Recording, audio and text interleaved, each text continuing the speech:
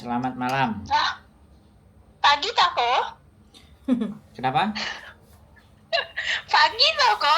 Setengah Masa 11. bukannya malam? Oke lah, malam gak apa-apa. Yang penting angin tuh nelpon pean. Iya mbak, mohon dimaafkan habis sakit 3 minggu.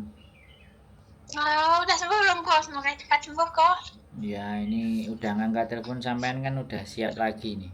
Gimana? Oh, alhamdulillah. Kok nggak pakai pembukaan wong ganteng sandunya mana toh? Iya ya. Ya pokoknya Ya, kok wapal kok sampean. nggak pakai pembukaan? Iya ya, aku jadi lupa 3 minggu. Jadi apa namanya? Sampean jangan menyebutkan nama dan identitas karena Siap, ini siap, siap. sudah nanti konten ini akan saya naikkan dalam YouTube. Gimana?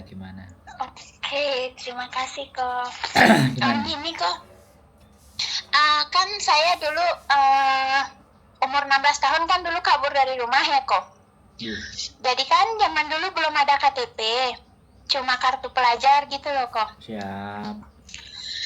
Jadi abis itu pergi ke Medan, sampai di Medan tuh kerja, terus ada yang nawarin mau ke Malaysia nggak gitu ya. Aku bilang mau, terus tapi aku ngomong aku nggak punya KTP sama dia. Oh itu gampang, terus dibikinin sama dia, beli dokumen orang gitu ya kok.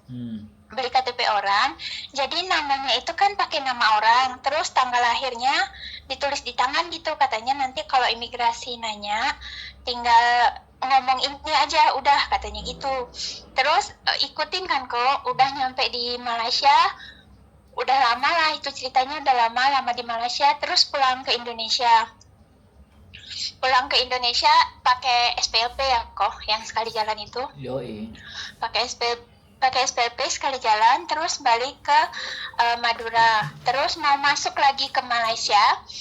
Jadi kan aku mintanya nama asli aku dibikinin. Terus sama dia oke, katanya bisa nambah uang sekian. Aku bilang nggak apa-apa, masuklah nama asli. Bisa lolos lagi ke Malaysia, masuk lagi Malaysia, bisa lolos kan kok. Udah lolos di Malaysia, pulang lagi ke Indonesia. Udah gitu, taunya di kedutaan itu nama Rita Sudayaninya nggak, maaf, Lanjut. nama aslinya nggak masuk kok, jadinya tetap di sana nama yang palsu itu. Jadi kata kedutaan ya mau nggak mau ya ini harus tetap ikut SPLP nama yang lama, nama yang palsu itu. Udah gitu balik lagi ke Indonesia, ada masalah, mau masuk ke Hong Kong. Pikirku kan 5 tahun kata orang kalau itu SPLP-nya udah nggak kedaftar ya kok, nama palsunya tuh udah hilang kata orang ya. Taunya nyampe di imigrasi, di PT itu nama lama keluar, nama baru juga keluar, jadi double. Terus disuruh milih kok mau nama lama apa nama yang asli gitu. Jadi kan aku ngomong ini kalau nama lama nama asli nambah berapa, terus dia ngomong ini nambah 3 juta. Ya namanya nggak ada uang, mau minta tolong ke siapa nggak tahu ya kok. Akhirnya ngambil nama yang palsu, terus masuk ke Hong Kong. Itu data semua kan bukan aku ya kok, tapi nggak apa-apa, udah masuk ke Hong Kong. Terus ini kok yang jadi masalahnya tuh mau nanya ya kok, seandainya aku pulang ke Indonesia ada masalah nggak kok?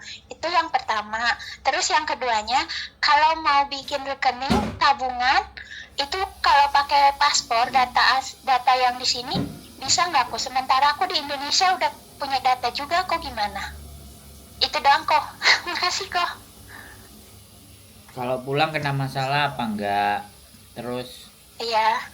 di Indonesia udah punya data yang nggak sama paspor. Iya, udah punya nama asli kok Rita. Udah punya nama asli. Oke. Kalau pulang ke Indonesia ya nggak ada masalah. Terus kalau pingin data bank, ya sampean tinggal mau pakai KTP sampean asli Indonesia apa mau sampean pakai paspor. Itu nggak ada Kan sekarang masalah. maaf kok. Tinggal banknya aja. Ya nggak apa-apa sampean pakai data dokumen Indonesia. Wong kan sudah punya KTP, ya udah dipakai aja. Nah, data data sampean yang di paspor ya memang untuk keluar negeri aja. Kan beres. Nanti kalau sampean di luar negeri terus extend, maksudnya renew paspor ya nggak apa-apa, yang mending di luar negeri extend paspornya. Tapi kalau sampean di Indonesia udah paspornya habis, sampean bikin paspor lagi, nah di situ baru persoalan akan muncul baru lagi. Karena di data nanti itu akan, loh namamu kok dua, pasti kayak gitu pembuatan paspor baru kalau misalnya sampean punya paspor mati di Indonesia. Iya. Ya, tinggal aja langsung sebutin sampean mau yang mana, tapi giliran sampean nanti pakai data yang asli begitu masuk ke Hong Kong, karena sampean sudah pernah masuk Hong Kong, di Hong Kong sampean bikin KTP kena sampean data ganda. Kalau sampean pakai nama baru sampean. Jadi kalau ke Hong Kong mau nggak mau yang dipakai ya tetap nama yang palsu yang sampean sekarang sudah pegang. Tapi kalau dokumen-dokumen yang di Indonesia sampean pakai data Indonesia nggak ada masalah. Jadi kalau sampean balik lagi ke Hong Kong dan ternyata paspornya habis di Indonesia ini ya misalnya, ya sampean harus cari PT di mana PT yang bisa ngurusin sampean dengan pakai nama yang lama. Kalau baliknya ke Hong Kong lo ya. Balik ke Hong Kong, balik ke Taiwan dan balik ke Malaysia itu kan pasti melalui imigrasi. Nah, ketika imigrasi ngecek sampean pakai data asli, maka di situ akan keluar data dua lagi. Karena sidik jari sampean itu sudah terdata dua nama. Bisa dipahami. Pasti yang keluar akan yang lama. Nah, di situ pasti akan dipersulit dan bayar. Makanya kan kesalahan satu aja. Sampean nggak punya KTP, terus KTP ini sampean gawe orang, terus sampean keluar. Hanya salah satu kesalahan satu hal itu aja seumur hidup sampean ketika keluar negeri dan berurusan dengan imigrasi itu pasti bermasalah. Harus ngeluarin extra money. Begitu cerita. Yes. Gimana? Kok satu lagi kok. Ini kok kalau bikin rekening tadi gimana kok? Nggak ada masalah, bikin rekening Indonesia aja wong dipakai di Indonesia kok. Tapi KTP kan sekarang posisinya saya di Hong Kong kok, itu KTP aslinya di Indonesia. Tapi kan orang Indonesia itu nggak seujon, nggak semua orang keluarga kayak saya ya kok. Ada yang amanah, ada yang nggak. Kebetulan saya selalu ketemunya sama yang nggak amanah. Jadi kan gimana kok kalau saya buat rekening bank di sini? Pakai paspor Hong Kong. Dekat pakai paspor aja. Itu di Indonesia itu uangnya takutnya nggak bisa diambil, bermasalah nggak kok? Ya enggak kan, yang sampean buat landasan paspor. Jadi sampean harus usahakan pakai paspor. Jadi gini loh Mbak, nggak usah sampean itu bingung ya. Saya kasih tahu sampean nggak usah bingung tentang rekening Indonesia dan rekening Hong Kong. Kalau sampean mau bikin di Hong Kong ya sudah pakai landasan paspor. Nanti begitu sampean sampai di Indonesia, kalau sampean ketakutan uang itu nggak beres, ya sampean bikin rekening lagi di Indonesia, tinggal ditransfer aja duitnya, kan kelar toh. Sesederhana itu, jadi nggak usah bingung. Rekening. Aku nggak nyampe ke sana. Nah, nggak sekarang udah nyampe belum? Udah, makasih banyak kok. Nah, jadi nggak usah terlalu bingung, jadi bikin aja di Hong Kong sesuai paspor ya, terus sampean pakai di Indonesia. Kalau ATM sampean kena diambil di Indonesia, uangnya bisa diambil melalui ATM, sampean bisa pakai QRIS. Sekarang kan ada barcode QRIS, pembayaran itu semuanya kan bisa by digital ya, nggak apa-apa. Tapi kalau sampean sudah mulai mengalami kesulitan ngambil uangnya ya kan, ini ngambil kan ATM masih ada ya kan, giliran pokoknya jangan sampai hilang dokumennya sampean itu tadi ATM. Kalau sampai sampean hilang ATM, nah yang penting paspor sampean ada, urus dulu pakai paspor bisa nggak. Kalau memang diurus pakai paspor juga nggak bisa ini datanya mau harusnya pakai KTP bukan paspor. Nah aku pakainya paspor nama ini dan sampean KTP nggak punya, mundur selangkah ya, sampean bikin rekening baru pakai KTP sampean di Indonesia, dapat KTP baru, uang sampean transfer ke rekening yang baru, kan selesai. Sampean mau tutup. Oh iya. iya. Masuk nggak? Iya, otakku nggak nyampe sana. Masuk kok, ngerti kok, udah cerah banget. Mana 8 tahun nggak kerja, mau nabung, kata orang. Nanti nabung di sini, namamu di sana lain, nanti uangnya nggak bisa diambil, uangnya hilang gitu. Siapa yang ngomong kayak gitu? Makanya kan Aduh, nanyanya sekarang sudah cerah. nanyanya sama yang bisa dipercaya. Gitu. Ya kok. Ya. 8 tahun belum punya tabungan sama sekali kok. Ya, Dah habis ini kan takut gitu. ya habis ini kan punya. Enggak tabungan ya enggak enggak usah bingung-bingung. Pakai rekening Hongkong kan juga bisa. Kalau nggak mau ya Itu titip. kok apa soal? Kalau nggak mau ya Iya, kok. titipin ke saya. Nanti kan Oh siap, Kan biar enak. ketularan suksesnya ya kok. nggak usah. Amin ya Allah.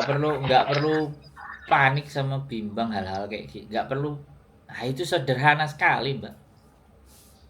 Iya. Iya, ya Kok sudah. aku nggak nyampe ke sana ya? Nah, ya sudah. Sekarang udah bisa dicerna dengan baik kan? Udah nemu solusinya kan?